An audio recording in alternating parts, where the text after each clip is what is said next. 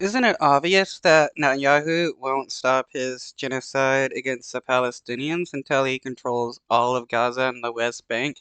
Here he's claiming he must control Gaza's border with Egypt, otherwise, uh, I guess something bad is supposed to happen. Rescue workers dug through rubble in central Gaza on Saturday to look for survivors and bodies, as Israel's Prime Minister Benjamin Netanyahu said his country's war with Hamas was at its height and vowed to retake control of the enclave's border with Egypt. At a news conference in Tel Aviv, Netanyahu said the southern buffer zone, known as the Philadelphia Corridor, quote, must be in our hands. It must be shut. It is clear that any other arrangement would not ensure the demilitarization that we seek, he said. Netanyahu. That is very bogus. The only thing Bibi wants is to control this border so he can prevent aid from getting into Gaza. Who did not give more details, but such a move by Israel would be a de facto reversal of its 2005 withdrawal from Gaza and place the enclave under exclusive Israeli control. The southern border is Gaza's only one not under Israel's direct control and the only way aid can currently enter the enclave. Netanyahu. Yep, he wants to take control of the border so we can prevent aid from getting into Gaza, so that anybody who is seeking aid has to beg Netanyahu, and the only thing that they're going to do is prevent any aid from getting in so that the Gazans will starve. Netanyahu's comments came as Israeli forces pressed ahead with an offensive that the Prime Minister said again will last for many more months.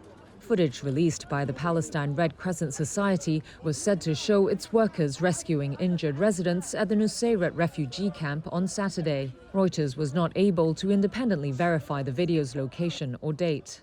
Another Palestinian journalist, along with several members of his family, were killed when an Israeli airstrike hit his home in the camp on Friday, according to health officials and fellow journalists.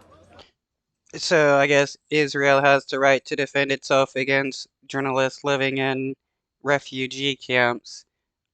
So, I mean, can it can we finally admit that the Israeli government is not defending itself when they're killing journalists? I mean, if Hamas was killing Israeli journalists, the Israeli government would be screaming about how Hamas is trying to twist the media and stuff, and how they're committing war crimes by killing journalists. Palestinian authorities said on Saturday at least 165 people were killed over 24 hours. Almost all of Gaza's 2.3 million residents have been forced from their homes by Israel's 12-week assault, launched after Hamas's bloody rampage in southern Israel on October the 7th. Worries are growing that the conflict could spread across the region, potentially involving Iran-backed groups in Lebanon, Iraq, Syria, and Yemen. Netanyahu on Saturday added a rare threat to attack Iran directly over the exchanges of fire across Israel's northern border with Lebanon, which are taking place almost daily now. Without elaborating. It seems like only certain groups of people can help the Palestinian people. When it's unsanctioned groups, it's somewhat bad. The only thing being allowed to help the Palestinian is aid.